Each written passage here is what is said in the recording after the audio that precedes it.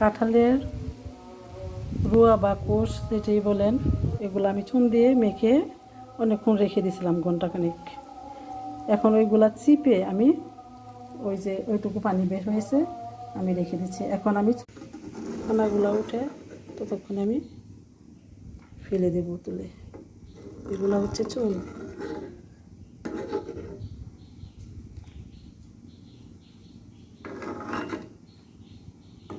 কি সুন্দর একটা কালার আসছে দেখেন।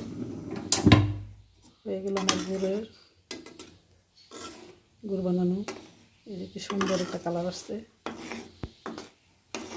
আল্লাহ,